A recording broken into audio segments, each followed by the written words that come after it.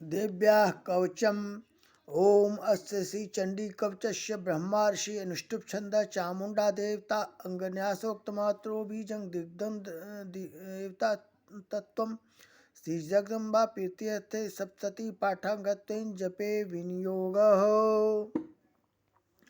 ओम नमः चंडिकाय। मार्कंडेय उवाच ओम यद्गुह्यं परमं लोके सर्वरक्षाकरं नृणां यन्न कश्चिदाख्यातं तन्मे ब्रूहि पितामहो। ब्रह्मोवाच अस्ति गुह्यतमं विप्र सर्वभूतोपकारकं देव्यास्तु कवचं पुण्यं तत्शृणुष्य महामुने। प्रथमं शैलपुत्री च द्वितीयं ब्रह्मचारिणी तृतीयं चन्द्रघण्टेति कूष्माण्डेति चतुर्थकं पंचमं स्कन्दमातेति षष्ठं कात्यायनीति च सप्तमं कालरात्रीति महागौरीति च अष्टमं नवमं सिद्धिदात्रीश्च नवदुर्गा प्रकीर्तिता। उक्तान्येतानि नामानि ब्रह्मणैव महात्मना अग्निना दह्यमानस्तु शत्रुमध्ये गतो रणे। विषमे दुर्गमे चैव भयार्ता शरणं गता नो तेषां जायते किंचित् अशुभं रणसङ्कटे नापदं तस्य पश्यामि शोकदुःखभयं नहि। यैस्तु भक्त्या स्मृता नूनं तेषां वृद्धे प्रजायते ये त्वां स्मरन्ति देवेशि रक्षसे तान्न संशयः। प्रेत संस्था तु चामुण्डा वाराही महिषासना ऐन्द्री गज समारूढ़ा वैष्णवी गरुड़ासना माहेश्वरी विषारूढ़ा कौमारी शिखिवाहना लक्ष्मी पद्मासना देवी पद्महस्ता हरिप्रिया श्वेत रूपधरा देवी ईश्वरी वृषवाहना ब्राह्मी हंसमारूढ़ा सर्वाभरण भूषिता इत्येता मातरः सर्वाः सर्वयोग समन्विता नानाभरण शोभाढ्या नानारत्नोपशोभिता दृश्यन्ते रथमारूढ़ा दिव्य क्रोध समाकुला शंखं चक्रं गदां शक्तिं हलं च मुशलायुधं खेटकं तोमरं चैव परशुं पाशमेव च कुन्तायुधं त्रिशूलं च शार्ङ्गमायुधम् उत्तमम् दैत्यानां देहनाशाय भक्तानामभयाय च धारयन्ति युधानित्थं देवानां च हिताय वै।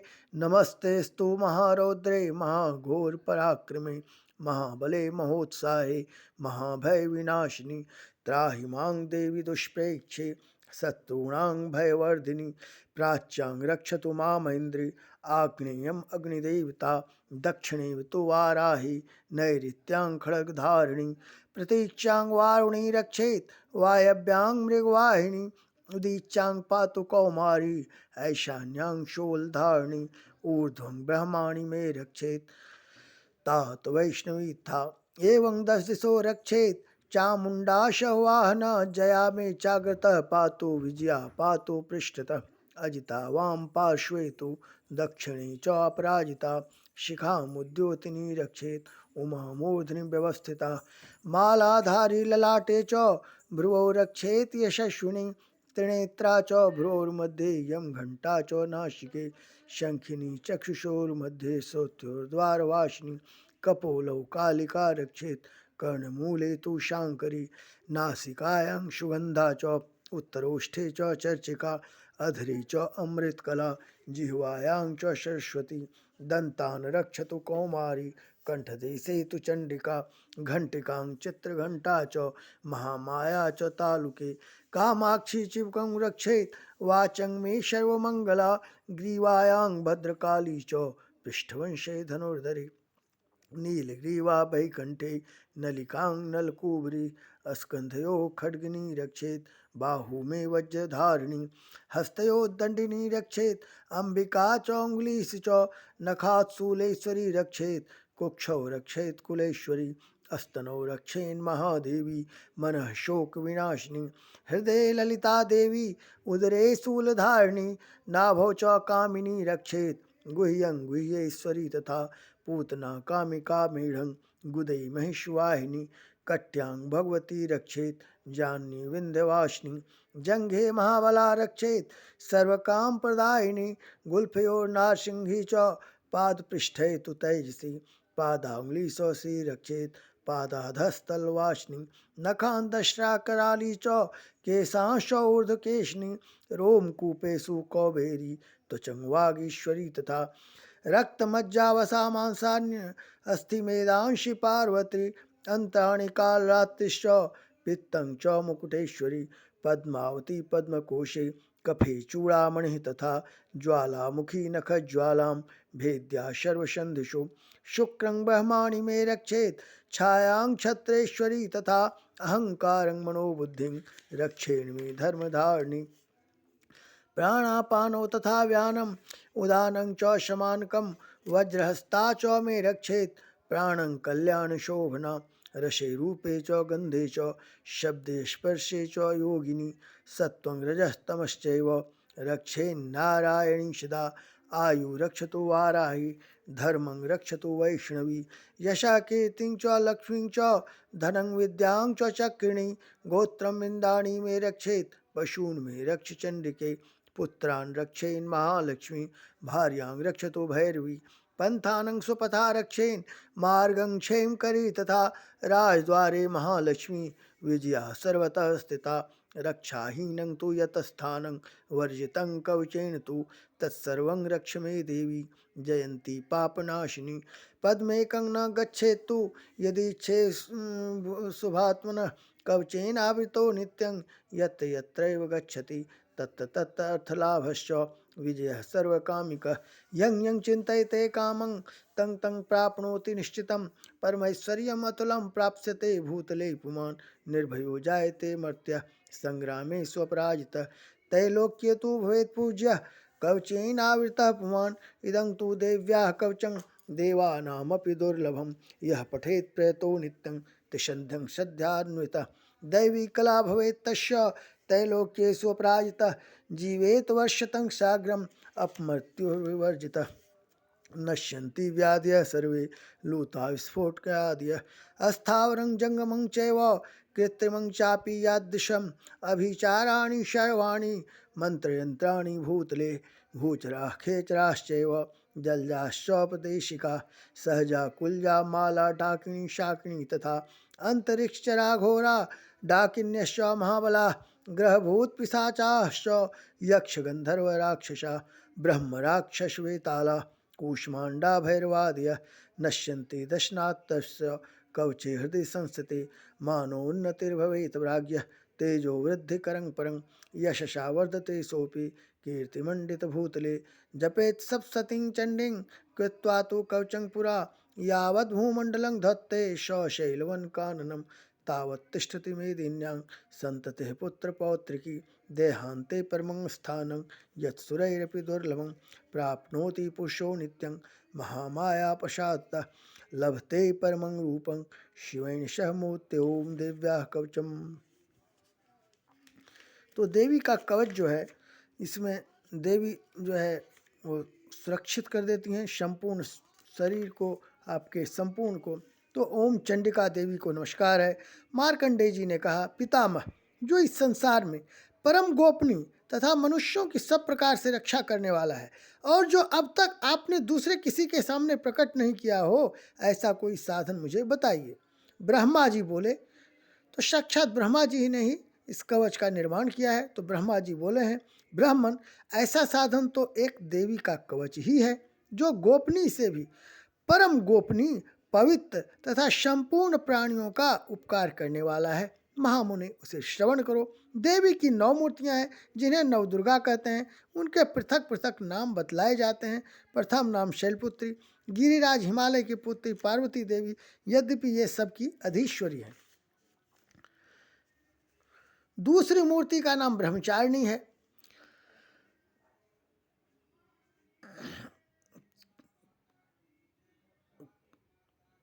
तथापि हिमालय की तपस्या और प्रार्थना से प्रसन्न हो कृपा पर उनकी पुत्री के रूप में प्रकट, यह बात पुराणों में प्रसिद्ध है। दूसरा जो ब्रह्मचारिणी है, ब्रह्मचारयितुं शीलं यस्याः सा ब्रह्मचारिणी सच्चिदानंदमय ब्रह्म स्वरूप की प्राप्ति करना जिनका स्वभाव हो वे ब्रह्मचारिणी है।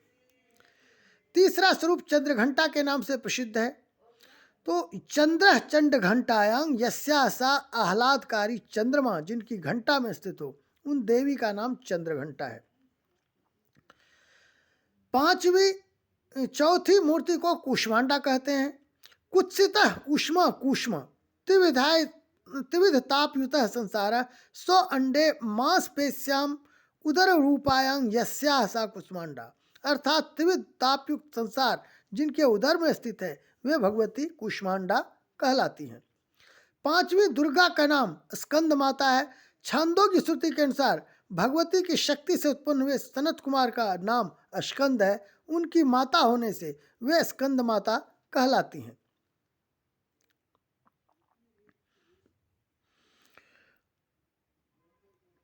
देवी के छठे रूप को कात्यायनी कहते हैं। देवताओं का कार्य सिद्ध करने के लिए देवी महर्षि कात्यायन के आश्रम पर प्रकट हुई और महर्षि ने उन्हें अपनी कन्या माना, इसलिए कात्यायनी नाम से उनकी प्रसिद्धि हुई। सातवां कालरात्रि, तो सबको मारने वाली काल की भी रात्रि विनाशिका होने से उनका नाम कालरात्रि है। आठवां स्वरूप महागौरी, इन्होंने तपस्या द्वारा महान गौर वर्ण प्राप्त किया था, अतः यह महागौरी कहलाई। नवी दुर्गा का नाम सिद्धिदात्री है। सिद्धि अर्थात मोक्ष को देने वाली होने से उनका नाम सिद्धिदात्री है।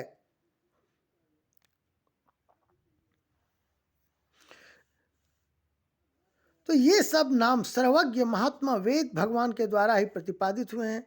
जो वेद जो है विष्णु जी के मुख से निकला है, इसे ब्रह्मा जी बता रहे हैं।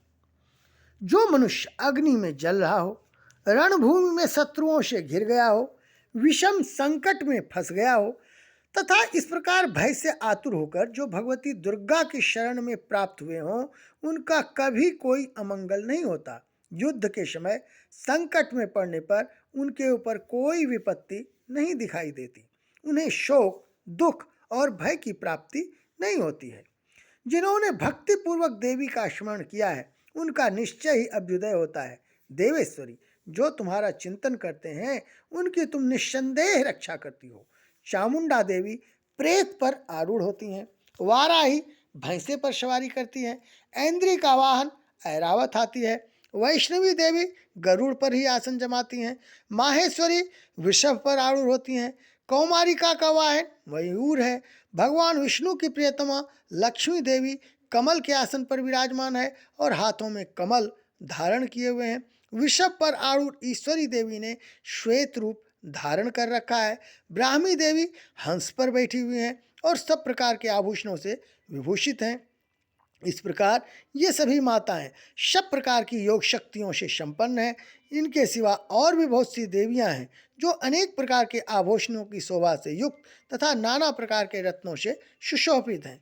ये संपूर्ण देवियां क्रोध में भरी हुई हैं और भक्तों की रक्षा करने के लिए रथ पर बैठी दिखाई देती हैं। ये शंख, चक्र, गदा, शक्ति, हल और मूसल, खेटक और तोमर, परशु तथा पाश, कुंत और त्रिशूल एवं उत्तम शारंग, धनुष आदि अस्त्र शस्त्र अपने हाथों में धारण करती हैं। दैत्यों के शरीर का नाश करना, भक्तों को अभयदान देना और देवताओं का कल्याण करना, यही उनके शस्त्र धारण का उद्देश्य है। कवच आरंभ करने के पहले इस प्रकार प्रार्थना करनी चाहिए। महान रौद्र रूप, अत्यंत घोर पराक्रम, महान बल और महान उत्साह वाली देवी, तुम महान भय का नाश करने वाली हो, तुमको नमस्कार है। तुम्हारी ओर देखना भी कठिन है। शत्रुओं का भय बढ़ाने वाली जगदम्बिके, मेरी रक्षा करो, मेरी रक्षा करो, मेरी रक्षा करो। पूर्व दिशा में ऐन्द्री इंद्र शक्ति मेरी रक्षा करे। अग्नि कोण में अग्नि शक्ति, दक्षिण दिशा में वाराही तथा नैऋत्य कोण में खड़गधारिणी मेरी रक्षा करे। पश्चिम दिशा में वारुणी और वायव्य कोण में मृग पर सवारी करने वाली देवी मेरी रक्षा करे। उत्तर दिशा में कौमारी और ईशान कोण में शूल धारण करने वाली शूलधारिणी देवी रक्षा करे। ब्रह्माणी, तुम ऊपर की ओर से मेरी रक्षा करो और वैष्णी देवी नीचे की ओर से मेरी रक्षा करे। इस प्रकार सबको अपना वाहन बनाने वाली चामुंडा देवी दशों दिशाओं में मेरी रक्षा करे। जया आगे और विजया पीछे की ओर से मेरी रक्षा करे। वाम भाग में अजिता और दक्षिण भाग में अपराजिता रक्षा करे। उद्योतनी शिखा की रक्षा करे। उमा मेरे मस्तक पर विराजमान होकर रक्षा करे। ललाट में मालाधारी रक्षा करे और यशस्विनी देवी मेरी भौहों का संरक्षण करे। बाहों के मध्य भाग में त्रिनेत्रा और नथनों की यमघंटा देवी रक्षा करे। दोनों नेत्रों के मध्य भाग में शंखिनी और कानों में द्वारवासिनी रक्षा करे। कालिका देवी कपोलों की तथा भगवती शंकरी कानों के मूल भाग की रक्षा करे। नासिका में सुगंधा और ऊपर के ओठ में चर्चिका देवी रक्षा करे। नीचे के ओठ में अमृत कला तथा जिह्वा में सरस्वती देवी रक्षा करे। कौमारी दांतों की और चंडिका कंठ प्रदेश की रक्षा करे। चित्रघंटा गले की घंटी की और महामाया तालू में रहकर रक्षा करे। कामाक्षी ठोड़ी की और सर्वमंगला मेरी वाणी की रक्षा करे। भद्रकाली ग्रीवा में और धनुधरी पृष्ठवंश मेरुदंड में रहकर रक्षा करे। कंठ के बाहरी भाग में नीलग्रीवा और कंठ की नली में नलकुबरी रक्षा करे। दोनों कंधों में खड़गनी और मेरी दोनों भुजाओं को वज्रधारणी रक्षा करे। दोनों हाथों में दंडनी और अंगुलियों में अंबिका रक्षा करे। सूलेश्वरी नखों की रक्षा करे। कुलेश्वरी कुक्षी पेट में रहकर रक्षा करे। महादेवी दोनों स्तनों की और शोक विनाशिनी देवी मन की रक्षा करे। ललिता देवी हृदय में और शूलधारणी उदर में रहकर रक्षा करे। नाभि में कामिनी और गुह्य भाग की गुह्येश्वरी रक्षा करे। पूतना और कामिका लिंग की और महिषवाहिनी गुदा की रक्षा करे। भगवती कटी भाग में और विंध्यवासिनी घुटनों की रक्षा करे। संपूर्ण कामनाओं को देने वाली महाबला देवी दोनों पिंडलियों की रक्षा करे। नारसिंगी दोनों घुट्टियों की और तेजसी देवी दोनों चरणों के पृष्ठभाग की रक्षा करे। श्री देवी पैरों की अंगुलियों में और तलवासिनी पैरों के तलुओं में रहकर रक्षा करे। अपने दाढ़ों के कारण भयंकर दिखाई देने वाली दशचक्राली देवी नखों की और ऊर्ध्वकेशनी देवी केशों की रक्षा करे। रोमावलियों के छिद्रों में कौबेरी और त्वचा की वागीश्वरी देवी रक्षा करे। पार्वती देवी रक्त, मज्जा, वसा, मांस, हड्डी और मेद की रक्षा करे। आंतों की कालरात्रि और पित्त की मुकुटेश्वरी रक्षा करे। मूलाधार आदि कमल कोशों में पद्मावती देवी और कफ में चूड़ामणि देवी स्थित होकर रक्षा करे। नख के तेज की ज्वालामुखी रक्षा करे। जिसका किसी भी अस्त्र से भेदन नहीं हो सकता, वह अभेद्या देवी शरीर की समस्त संधियों में रहकर रक्षा करे। ब्रह्माणी आप मेरे वीर्य की रक्षा करें। छत्रेश्वरी छाया की तथा धर्मधारिणी देवी मेरे अहंकार, मन और बुद्धि की रक्षा करे। हाथ में वज्र धारण करने वाली वज्रहस्ता देवी मेरे प्राण, अपान, व्यान, उदान और समान वायु की रक्षा करे। कल्याण से शोभित होने वाली भगवती कल्याण शोभना मेरे प्राण की रक्षा करे। रस, रूप, गंध, शब्द और स्पर्श इन विषयों का अनुभव करते समय योगिनी देवी रक्षा करे तथा सत्वगुण, रजोगुण और तमोगुण की रक्षा सदा नारायणी देवी करे। वाराही आयु की रक्षा करे। वैष्णवी धर्म की रक्षा करे तथा चक्रिणी चक्र धारण करने वाली देवी यश, कीर्ति, लक्ष्मी, धन तथा विद्या की रक्षा करे। इंद्राणी आप मेरे गोत्र की रक्षा करें। चंडिके तुम मेरे पशुओं की रक्षा करो। महालक्ष्मी पुत्रों की रक्षा करे और भैरवी पत्नी की रक्षा करे। मेरे पथ की शुभता तथा मार्ग की क्षेमकरी रक्षा करे। राजा के दरबार में महालक्ष्मी रक्षा करे तथा सब ओर व्याप्त रहने वाली विजया देवी संपूर्ण भयों से मेरी रक्षा करे। देवी जो स्थान कवच में नहीं कहा गया है अतएव रक्षा से रहित है, वह सब तुम्हारे द्वारा सुरक्षित हो, क्योंकि तुम विजयशालिनी और पाप नाशिनी हो। यदि अपने शरीर का भला चाहे तो मनुष्य बिना कवच के कहीं एक पग भी न जाए, कवच का पाठ करके ही यात्रा करे। कवच के द्वारा सब ओर से सुरक्षित मनुष्य जहाँ जहाँ भी जाता है वहाँ वहाँ उसे धन लाभ होता है तथा संपूर्ण कामनाओं की सिद्धि करने वाली विजय की प्राप्ति होती है। वह जिस जिस अभीष्ट वस्तु का चिंतन करता है उसको निश्चय ही प्राप्त कर लेता है। वह पुरुष इस पृथ्वी पर तुलना रहित महान ऐश्वर्य का भागी होता है। कवच से सुरक्षित मनुष्य निर्भय हो जाता है। युद्ध में उसकी पराजय नहीं होती तथा वह तीनों लोकों में पूजनीय होता है। देवी का यह कवच देवताओं के लिए भी दुर्लभ है। जो प्रतिदिन नियम पूर्वक तीनों संध्याओं के समय श्रद्धा के साथ इसका पाठ करता है उसे दैवी कला प्राप्त होती है तथा वह तीनों लोकों में कहीं भी पराजित नहीं होता। इतना ही नहीं, वह अपमृत्यु से अकाल मृत्यु अथवा अग्नि, जल, बिजली एवं सर्प आदि से होने वाली मृत्यु को अपमृत्यु कहते हैं। अपमृत्यु से रहित हो 100 से भी अधिक वर्षों तक जीवित रहता है। मकड़ी, चेचक और कोढ़ आदि उसकी संपूर्ण व्याधियां नष्ट हो जाती हैं।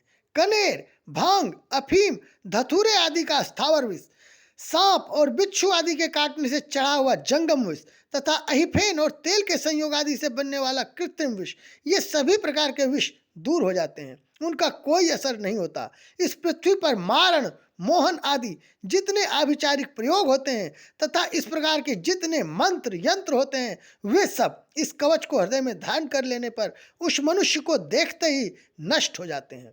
ये ही नहीं, पृथ्वी पर विचरने वाले ग्राम देवता, आकाशचारी देव विशेष, जल के संबंध से प्रकट होने वाले गण, उपदेश मात्र से सिद्ध होने वाले निम्न कोटि के देवता, अपने जन्म के साथ प्रकट होने वाले देवता, कुल देवता, माला, कंठमाला आदि, डाकिनी, शाकिनी, अंतरिक्ष में विचरने वाली अत्यंत बलवती भयानक डाकिनियां, ग्रह, भूत, पिशाच, यक्ष, गंधर्व, राक्षस, ब्रह्म राक्षस, बेताल, कुष्मांड और भैरव आदि अनिष्टकारक देवता भी हृदय में कवच धारण किए रहने पर उस मनुष्य को देखते ही भाग जाते हैं। कवचधारी पुरुष को राजा से सम्मान वृद्धि प्राप्त होती है। यह कवच मनुष्य के तेज की वृद्धि करने वाला और उत्तम है।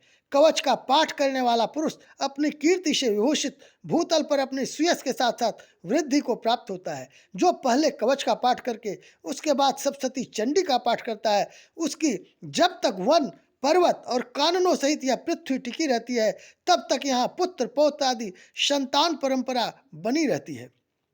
फिर देह का अंत होने पर वह पुरुष भगवती महामाया के प्रसाद से उस नित्य परम पद को प्राप्त होता है, जो देवताओं के लिए भी दुर्लभ है। वह सुंदर दिव्य रूप धारण करता और कल्याणमय शिव के साथ आनंद का भागी होता है। अतः कवच का नित्य स्मरण करना चाहिए, त्रिकाल संध्या करना चाहिए और नित्य धारण करना चाहिए।